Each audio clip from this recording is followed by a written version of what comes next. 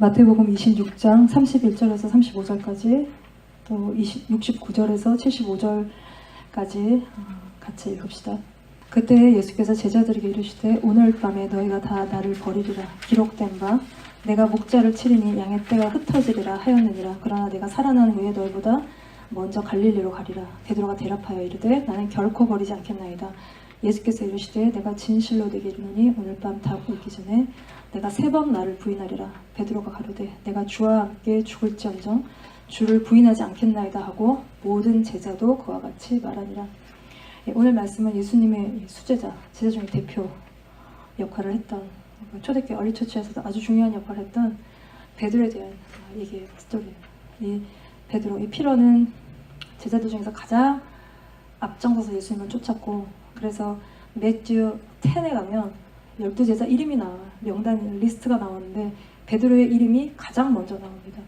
12사도의 이름은 이러하니 베드로라 하는 시몬을 비롯하여 11명의 이름이 쭉 나오고 마지막에 예수를 판 가룟 유다라 이렇게 기록이 되어 있어요. 베드로 외에 11명의 이름이 쭉 기록될 만큼 베드로가 되게 중요한 제자였어요. 베드로가 십자가에 거꾸로 달려 죽기 전까지 로마의 최고로 악명이 높았던 지하 감옥에서, 이게 고대 로마의 아주 비인간적인 이 톨처 기구가 아주 발달이 된 그 지하에서 인간을 아주 잔인하게 고문했던 그 지하 감옥에서 베드로가 9개월 동안 갇혀서 기둥에 묶여서 고문당하다가 십자가형에 처해졌다는 기록이 있어요. 그렇게 죽었어요. 이 요한복음 21장에 예수님께서 베드로에게 늙어서는 내 팔을 벌리리니, 이건 십자가형을 의미합니다. 남이 내게 띠띠우고 원하지 아니하는 곳으로 데려가리라 라고 예수님이 베드로가 어떻게 죽게 될 것인지에 대해서 예언하셨어요. 베드로가 그렇게 순교의 길을 걸어갔어요. 이 열심인 베드로에게 예수님이 오늘 네가 나를 3번 부인할 것에 대해서 말씀하시는데, 이거는 가룟 유다가 예수님을 배신할 것에 대해 말씀하신 이후에 또 베드로에게 하신 말씀이에요. 31절에 그때 성만찬이 끝나고 6월절 마지막 식사가 끝나고 가룟 유다가 예수님 배신할 것을 예수님이 알리시고, 그리고 기도하러 감람산 겟세마네 동산으로 가실 때 예수께서 제자들에게 말씀하시는데 무슨 말씀을 하시냐면 31절에 오늘 밤 너희가 다 나를 버리리라. 근데 이게 기록이 되어 있는데 이 구약 말씀을 인용하시는 거예요. 예수님이 내가 목자를 치리니 양의 떼가 흩어지리라 하였느니라. 이 말씀은 구약의 스가랴 선지자 프로페 스가랴 제카리아의 13장에 나오는 이 말씀이에요. 이 스가랴는 누구냐면 학개와 같이 이스라엘 백성인 70년 포로 생활 끌려갔다가 돌아와서 성전을 짓는데 짓다가 스탑이 된 거예요. 그때 이 두 선지자 스가랴 학개를 통해서 다시 성전을 지으라고 또 하나님께로 마음을 돌이키라고 촉구하는데, 이 말씀의 뒤쪽에 메시아에 대한 예언이 나옵니다. 이 내용이 뭐냐면 칼아 깨어서 내 목자 내 짝된 자를 치라. 목자를 치면 양이 흩어지리라. 우리의 참목자이신 예수님이 침을 당하는 거야. 해를 입으면, 죽임을 당하면 그를 따르던 양들이 다 사라져 버린다는 거야. 그러나 양떼의 3분의 1은 남아서 불 가운데 던져져 은같이 연단받고 금같이 시험받은 후에 그들이 내 이름을 부르리니 여호와 하나님이라 고백하게 된다는 내용이 이 스가랴 이 말씀에 13장 말씀에 나오는 거예요. 이런 것처럼 제자들이 예수님을 부인하고 버리고 다 도망가는데 예수님이 잡히시니까 일시적으로 다 흩어져 도망가요. 근데 연단의 시간을 거치고 다시 예수님께로 돌아와서 예수님의 증인이 될 것에 대한 오늘 32절에서도 그래서 예수님이 살아난 후에 내가 너희보다 먼저 갈릴리로 간다는 거예요. 이 갈릴리는 예수님이 제자들을 처음 부르신 곳이에요. 그리고 죽으시고 부활하신 후에 갈릴리로 다시 가셔서 예수님이 제자들과 만나시는데 이미 다 옛날로 어부생활로 돌아와 있는 그들을 다시 부르시고 모으시는 곳이에요. 흩어진 것을 다시 모으시는 곳이에요. 자기 열심으로 12제자라 1명 빼고 11제자가 예수님을 막 쫓다가 목자이신 예수님이 침을 당하고 죽으시니까 다 흩어져서 자기들도 붙들려 죽을까봐 몸을 사리고 실망하고 좌절하고 이제 뭘 위해 살아야 되는지를 몰라 하고 다 끝났구나 생각하던 그 자리에 부활하신 예수님이 오셔서 그들 다시 모으시는 거예요. 그리고 소명을, 콜링을 다시 주시는 거예요. 우리가 열심히 주님을 쫓다가 예상치 못한 일들을 우리가 만나요. 그래서 실망하고 좌절하고 내 자신에 대해서, 상황에 대해서, 사람들에 대해서. 그래서 주님이 나를 아무렇게 내버려 두시는 것 같고, 그러면 주님은 나보다 저 사람을 더 사랑하는 것 같다라고 느끼는 그런 우리들의 마음에. 그래서 우리가 예수님께 떨어져 나가죠.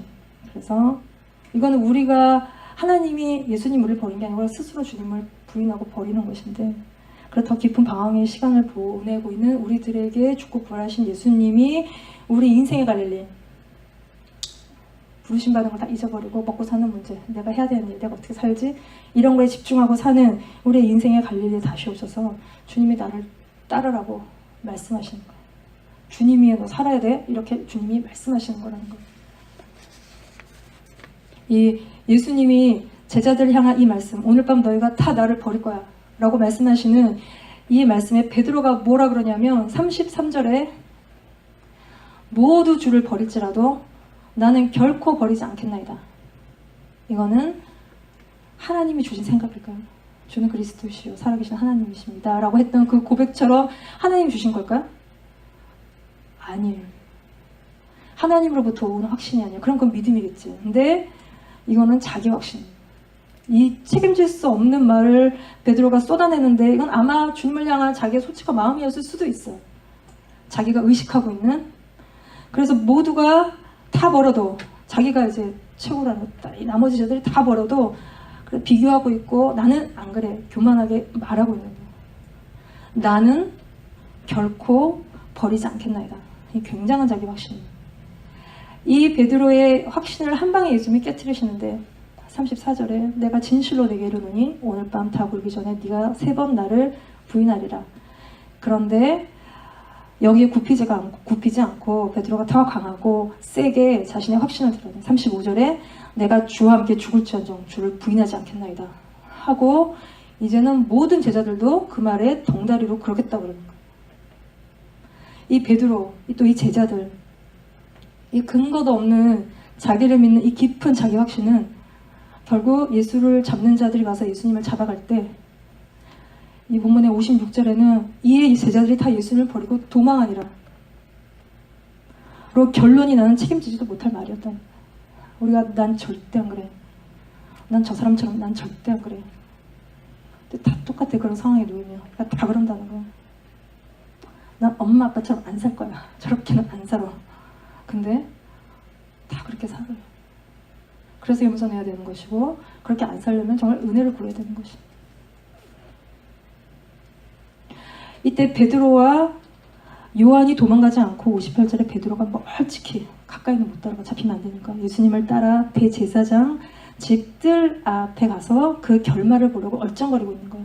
이 상황이 예수님이 잡혀가셨는데 어떻게 될지를 보려고 주변을 어슬렁거리는 거예요.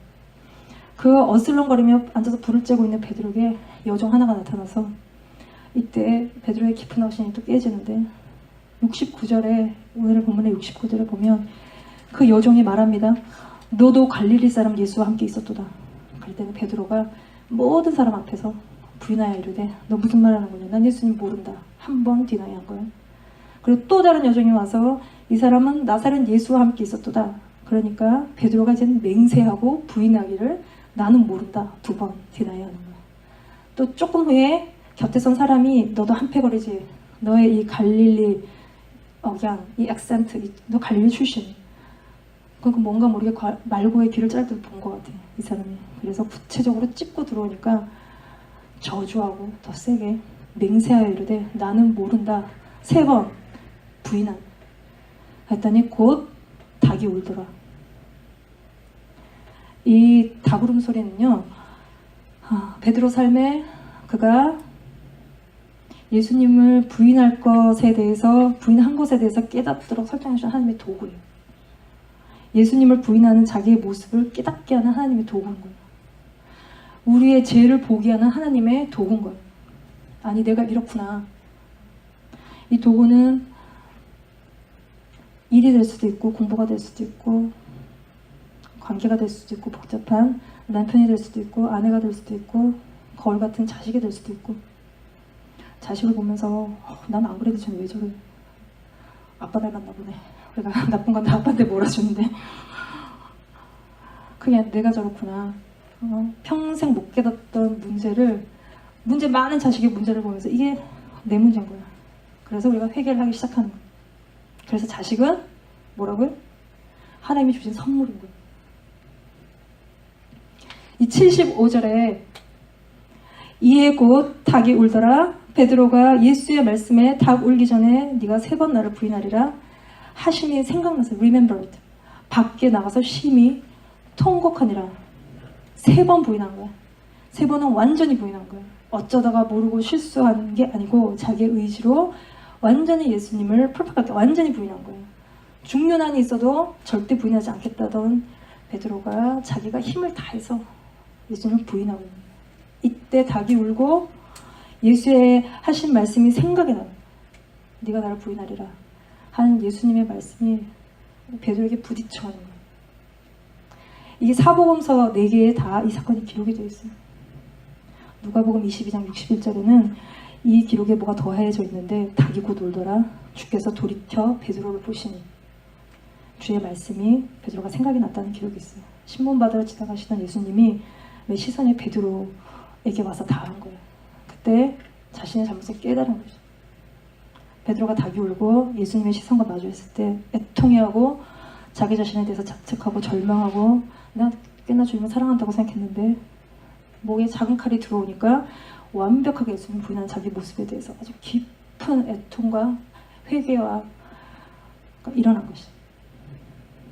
이거를 누가복음에서는 22장 31절에 뭐라고 그러냐면 시몬아 시몬아 보라 사탄이 너희를 밀가부르듯 하려고 요구하였으나 이게 사탄의 시험이 있다는 거예요. 사탄의 시험이.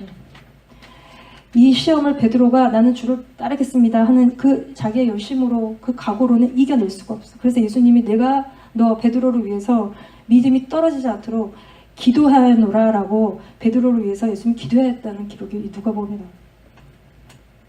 이 베드로의 이 상태는 요한복음 13장 36절에도 기록이 되어 있는데 베드로가 예수님을 부인할 것에 대해서 예언하시는 그 앞에 베드로가 물어요. 주여 어디로 가시나이까? 내가 가는 곳에 지금은 따라올 수 없지만 후에는 따라올 거야. 그랬더니 베드로가 왜 지금은 안 되냐는 거예요. 내가 목숨 버리고 주님 따라가겠습니다. 그랬더니 다 부르기 전에 네가 3번 나를 부인하리라 말씀하시는 거예요. 베드로는 아직 예수님이 어디로 가는지를 몰라요. 예수님이 어디로 가시는 거예요? 십자가의 길을 로 가셔서 하나님께로 가는 거예요. 우리가 십자가의 길을 거쳐서 하나님께로 들어가는 거예요. 아직 예수님이 그 길을 가지 않았기 때문에 베드로는 이해할 수가 없어요. 예수님 도대체 어디 가시는지. 그래서 막 따라가겠다 그러는 거예요. 단지 예수님을 따르려는 사랑과 열심 때문에 주님을 붙들지만 이건 결국 실패할 수밖에 없는 열심인 것이에요. 우리의 육신적인 열심으로는 길을 잃는다는 거예요. 반대로 베드로 스타일이 아닌 사람들은 또 어떻게 해? 난 죽어도 못해. 베드로는 무조건 할 수 있다고 그러지만 아주 반대된 스타일은 난 죽어도 못해. 주님이 할 수 있다고 그러는데도 못한다고. 그것도 굉장한 자기 확신이에요. 이때도 우리가 길을 잃는다는 거예요. 내가 영적으로 아주 헤맬 때는 밤에 밤새 꿈을 꾸는데 길 찾는 꿈을 꿔요. 밤새 찾고 찾는데 길을 못 찾겠는 거야. 여기를 가야 되는데 지난번에 이렇게 갔던 것 같은데 이렇게 해서 가보면 거기가 또 아니고 돌아서 또 여기를 가면 또 여기가 아닌 거야. 분명히 그 집에 가야 되는데 내가 분명히 알고는 있는데 못 가는 거야. 밤새 그 집을 찾아서 밤새 자고 일어나면 굉장히 피곤한 밤새 길 찾다가 결국은 길을 못 찾는 그때 내 영적인 상태가 길이신 주님을 바라보지 못하고 상황 속에서 뭔가 반응하고 있는 거야. 그래서 계속 길을 못 찾고 헤매는 거야. 우리가 길을 길이신 예수님을 잃어버린다는 거예요. 자기의 열심으로 확신으로 설 때. 베드로가 자신의 이 한계를, 이 리밋을 처절히 깨닫고 예수께서 십자가를 거쳐 영광에 이르신 후에 부활하신 몸으로 말씀대로 갈릴레에 오셨 다시 제자들에게 자기를 나타내셨을 때 아마도 베드로가 다른 제자들을 다 데리고 고기 잡는 일상으로 돌아와 있었는데 근데 예수님을 떠나서는 아무것도 할 수가 없어 우리가. 그래서 한 마리도 자기 힘으로 고기를 잡지를 못하는 거야. 우리의 이 노력으로는 안 된다는 거예요. 근데 예수님이 오셔서 그물을 오른편으로 던지라는 주님의 말씀을 의지해서 던지니까 153마리가 고기가 잡힌 거예요. 그러나서 예수님이 부활하신 예수님이 제자들에게 떡과 고기를 먹이셔요. 그리고 나서 베드로에게 묻습니다. 요한복음 21장 15절 말씀에 요한의 아들 시몬아 네가 이 사람들보다 나를 더 사랑하느냐. 예수님도 비교해서 묻습니다. 이 사람들보다 또 더 사랑하느냐. 베드로가 다른 제자들 다 버려도 나는 결코 안 버리겠다는 그 말씀이 생각나게 하는 이 사람들보다 더 나를 사랑하느냐 예수님이 물으시는 거예요. 그랬더니 베드로가 주님 그러하나이다. 내가 주님을 사랑하는 줄 주님께서 아시나이다. 처음에 하던 얘기랑 많이 분위기가 달라요. 내가 열심히 주님 완전히 사랑합니다 이렇게 얘기하는 투가 아니에요. 주님이 다 내 마음을 아신다는 거예요. 마음의 중심을 주님이 다 아신다는 거예요. 주님이 다 우리 마음을 알아요. 베드로가 처음에 결코 주님 버리지 않겠나이다 말할 때 나는 결코 나는 갈라디아 2장 20절에 바울이 했던 고백처럼 내가 그리스도와 함께 십자가에 못 박혔나니 그런즉 이젠 내가 사는 것이 아니요 오직 내 안에 그리스도께서 사신 것이라. 베드로가 예수님의 죽으심과 연합하고 하나 되고 부활하심으로 얻은 새 생명으로 베드로 안에는 인사이드 안에 스피릿 안에는 그리스도의 사랑으로 가득한 거예요. 그래서 베드로가 자기가 얼마나 내가 주님 사랑하는지를 막 나타내 보이고 증명하지 않아도 그 안에 가득한 그리스도를 향한 사랑이 스스로 나타내 보여지는 거예요. 주님이 아시는 거예요. 이렇게 3번 네가 나를 사랑하느냐 네가 나를 사랑하느냐 네가 나를 사랑하느냐 베드로가 예수님을 부인한 숫자만큼 물으시고 완벽한 회개와 고백을 통해서 예수님께서 다시 베드로를 콜링하시는 거예요. 뭐라고 콜링하십니까? 내 양을 먹이라. 이건 예수님의 양이야. 베드로의 양이 아니라 예수님의 양인 거예요. 영혼을 돌보는 양. 너희도 예수님의 어린 양입니다. 어린 양이에요. 어린 양. 좀 큰 것도 있고 작은 것도 있고 종류별로. 예수님이 나에게도 너희가 예수님의 양이라고 하셨고 잘 돌보라고 하셨어요. 그래서 말씀으로 먹이고 기도하고 돌보는 일을 하는 거예요. 전에 기도할 때 주님이 나에게 주신 말씀이 있는데 아가서 송 오브 송즈 2장인데 나의 사랑 나의 어여쁜 자야 일어나 함께 가자. 겨울도 지나고 비도 그쳤고 꽃이 피고 새가 노래할 때가 이르렀는데 일어나 함께 가자는 거예요. 주님이 나에게. 이전에 예수님을 섬기다가 또 예수님 따르다가 좌절하고 낭망하고 실패했다고 느끼는 그런 일들 속에서 내가 더 이상 주님 안 따라갈 거야 라고 주저앉아 있는 자리에서 일어나서 주님이 일어나서 함께 가자 그러시는 거예요. 베드로에게 내 양을 먹이라고 하시는 것처럼 그렇게 말씀하고 계신 거예요. 고린도 후서 4장 10절에서 11절 말씀 같이 한번 읽읍시다. 시작. 우리가 항상 예수의 죽음을 몸에 짊어짐은 예수의 생명이 또한 우리 몸에 나타나게 하려 함이라. 우리 살아있는 자가 항상 예수를 위하여 죽음에 넘겨짐은 예수의 생명이 또한 우리 죽을 육체에 나타나게 하려 함이라. 우리가 이미 십자가에 예수님과 죽은 자인데 이거를 매일 우리가 살아있는 이 영으로 몸의 행실을 죽일 때 내 혼, 내 소울, 내 감정, 생각, 의지 이거를 육체에 속한 것들을 십자가에 못 박을 때 하나님이 내가 하는 일, 어떤 관계의 어려움을 통해서 거기에 내가 막 아주 반응하는 사람들의 말에 막 엄청 신경 쓰는 그런 내 혼적이고 소울의 또 육적인 것들을 드러내실 때 그거를 날마다 십자가에 못 박는 거야. 내가 날마다 항상 날마다 못 박는 거야. 그런 것들이 발견될 때마다 그때 정말 내가 십자가에 죽은 사람인 거구나. 내가 그리스도와 함께 십자가 못 박혔나니 이 진리, 이 사실이 그렇구나 깨달아지고 정말로 체험이 되는 거야. 그래서 더 이상은 내가 예민하게 아주 센서티브하게 상황에 반응하지 않고 그러면 내 영혼에 쉼이 오는 거야. 레스트가 그때 오는 거예요. 전혀 반응하지 않는.